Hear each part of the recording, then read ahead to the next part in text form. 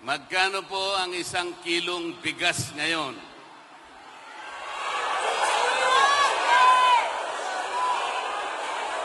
Hindi ko po marinig ang sagot nyo. Magkano po? 53 pesos? Number yata yan ni Pastor Kibuloy. Mura po ba ang singil ng kuryente sa ating bansa ngayon? Mura po ba ang presyo ng mga pangunahing bilihin ngayon?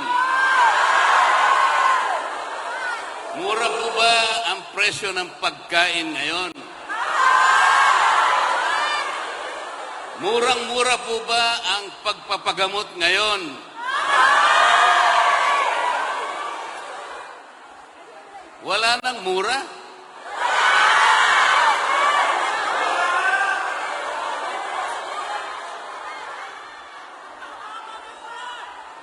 Mapapamura ka talaga?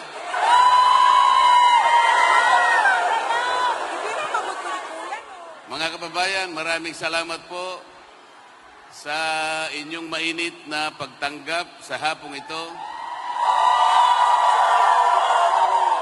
Galing pa po kami sa Davao City at hindi pa po ako nakakauwi dahil napagsabihan kami na naghihintay po ang ating mga kababayan dito sa Calamba.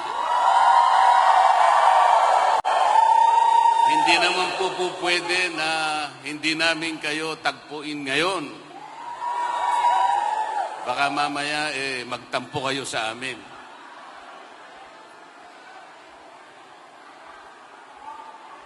Bakit po,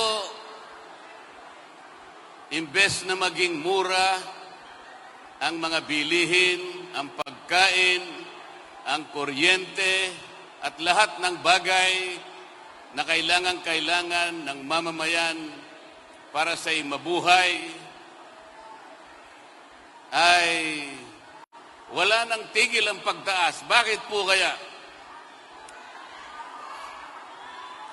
Dahil po sa malalang katiwalian at korupsyon sa ating bansa. Lubog na po ang ating bansa sa korupsyon. Meron nga pong nagpadala sa akin ng isang litrato sa Viber. Meron pong isang flood control project. Hindi pa po dumarating ang baha. Wala pa pong tubig. Nagiba na po yung project. Kaya nakalagay po dun sa kanyang minota,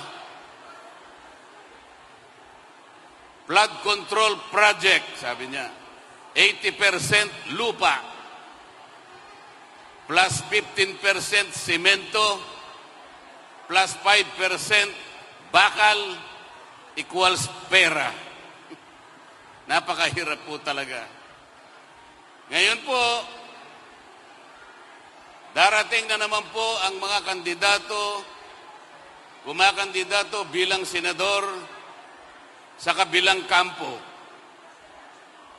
Lalapit silang lahat sa inyo para sa ganon ay humingi na inyong mahalagang tulong upang sila'y muling mailuklok sa kanilang mga pwesto. Hindi ba ninyo itatanong sa kanila, bakit po kayo lumalapit na naman sa amin? Samantalang yung tungkulin po na ipinangako ninyo sa amin maraming panahon nang nakararaan, ay wala namang natupad. Yung pangako po ninyo na magandang buhay, na mailagay nyo po kami sa magandang kalagayan, nasaan na po yun? Lalapit sila sa inyo, meron daladalang konting ayuda. Ang tawag po nila dyan sa mga ayuda, AKAP, AIX, natupad at kung ano-ano pa. Ipagpalagay na po natin ang matatanggap ng bawat isa. Ngayong nalalapit po ang eleksyon ay 10,000 piso. 10,000. Kapag dinivide nyo po yung 10,000 sa 365, ibig sabihin sa loob ng isang taon, meron kayong makukwentang amount dyan. Ano man ang makwenta nyo, i-divide nyo uli by 6. Sapagkat ang termino ng isang senador ay 6 na taon. Katapos-tapusan ang makukwenta ninyo dyan, 5 piso isang araw, katumbas ng ibibigay nilang 10,000 sa inyo sa loob ng panahon na sila ay uupo sa Senado. 5 piso po. 5 piso katapat ng 2 hopya o kaya 2 candy. Yan po ba ang inaasahan ng bawat isang mamamayang Pilipino? Yan po ba ang ipinapangako nilang pagsisilbi sa inyo? Lalapit sila sa inyo, iaabot ang konting pera, mapaligaya ko. Mapaligaya siguro kayo, baka wala pang isang araw eh. Baka lahating araw lang, wala na yung binigay nila. Ang katapat po nun sa loob ng 6 na taon, 5 piso isang araw. Sa harap ng napakamahal na bilihin na sa araw-araw ay nagiging hamon sa bawat isang Pilipino. Maawa po kayo sa ating bansa. Maawa kayo sa inyong pamilya. Huwag kayong papayag na insultuhin kayo. Ang Pilipino ay merong dangal. Ang Pilipino, hindi niya ipagpapalit ang kanyang dangal. Ayaw ng Pilipino ang ayuda. Alam po ninyo ang ayuda? Kailangan lamang po natin yan sa panahon ng krisis. Nasunugan, tulungan mo. Nabagyo, nabaha, tulungan mo. Yan yung ugaling Pilipino. Pero kaya siya pupunta, dala-dala yung ayuda sa'yo. Para sa ganon, ay malinlang kanya. Para sa ganon, sa kinang ng perang dala-dala niya, baka sakaling ikaw ay maiiligaw niya. Binabayaran niya ang boto mo. Huwag po ninyong ipagbibili ang kinabukasan ng inyong pamilya. Ang Pilipino po, kahit mahirap ang kanyang buhay, ang gusto niya, ang gusto ng Pilipino, bigyan mo siya ng pagkakataong makapagtrabaho.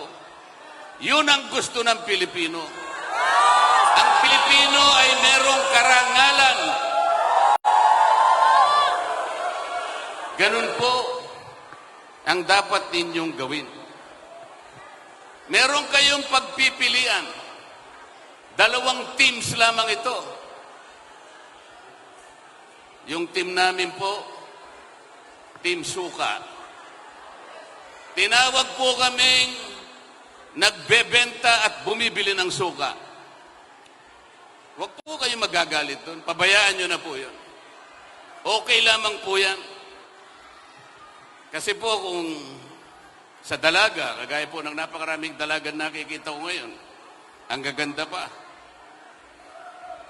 Kapag ang dalaga may asim, komplimento po yun. Ang Team Suka ay may asim. Yung kabila,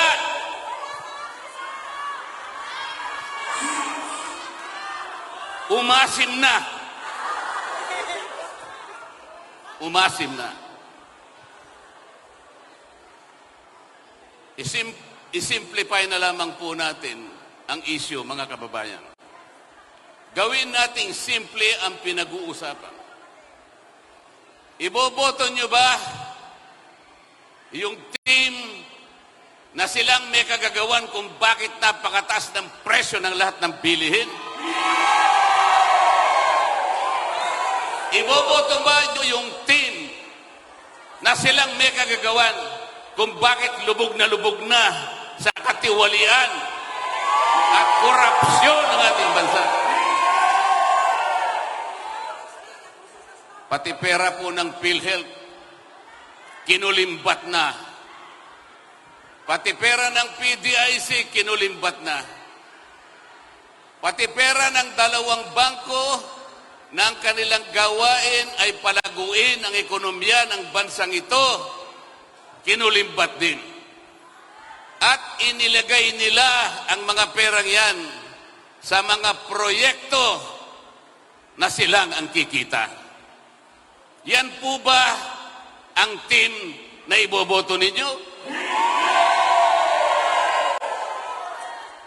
Yung team na yan din ang may kagagawan kung bakit na-impeach ang Vice President. Gusto nyo ba yung team? Yung team na gustong tanggalin ang Vice President? Wala pong kasalanan ang Vice President. Ako po ay kasama sa House of Representatives. Ang kalabang ko po ay napakarami. Napakarami nila. Ngunit sinasabi ko sa kanila, mali ang batayan ninyo. Mali pati proseso na ginamit ninyo. Walang kasalanan ang Vice President. Yang team na yan ang gumawa ng paraan para sa ganun ma-impeach ang Vice President. At kapag ka yung team na yan ay nanalo uli, tuloy-tuloy na nilang tatanggalin ng Vice President. Alalahanin po ninyo, mga kababayan, ang ating pangalawang Pangulo, Sara Duterte, ay inihalal ng mahigit 32 milyong Pilipino. Ang bawat isa sa inyo ay kasama doon sa bumoto sa kanya. Yung kapangyarihan na ibinigay ninyo sa Vice President, basta-basta na lang nilang tatanggalin. Yun po yung team na lalapit uli sa inyo. Sila po uli ang lalapit sa inyo. Lalapit na nagmamagandang puso. Ewan ko naman kung papansinin nyo pa.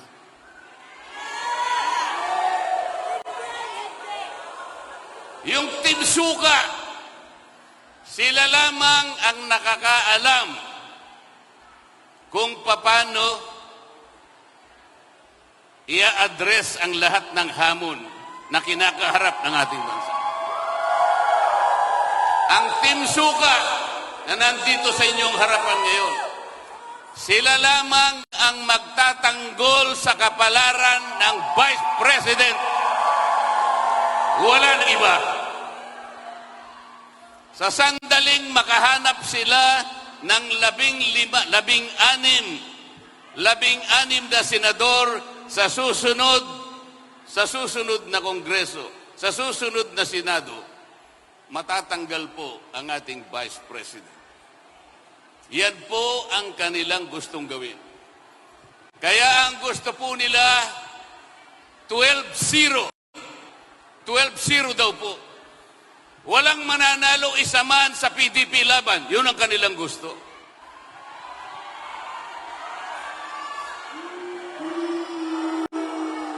Sapagkat gusto nilang siguruhin na matatanggal ang Vice President. Papayag po ba kayo na mangyari ito?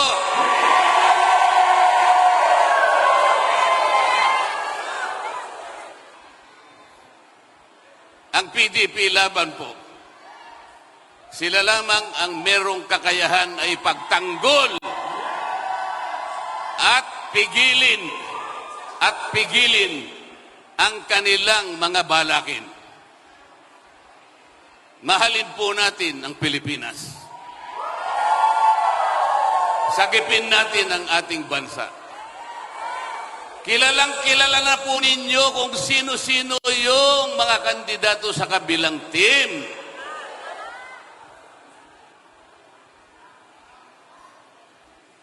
Kilala na po ninyo, hindi ba? Pabalik-balik na lang. Pabalik-balik. Yung karamihan sa kanila, nakabalik na ng ilang beses. 2, 3, hanggang 4 na beses na nakabalik sa Senado. Ano ang kanilang mukha na iharap sa inyo? Anong mukha ang iharap sa inyo? Kailangan po ninyo silang tanungin. Paglapit po, ang totoo niyan, hindi po sila lumalapit ng personal. Ang ginagamit nila, television, ang ginagamit nila, radyo, mga tarpulin, kung ano-ano, sapagkat nahihiya sila na lumapit sa inyo. Sapagkat titingnan nyo sila sa kanilang mga mata, hindi sila makakatingin sa inyo.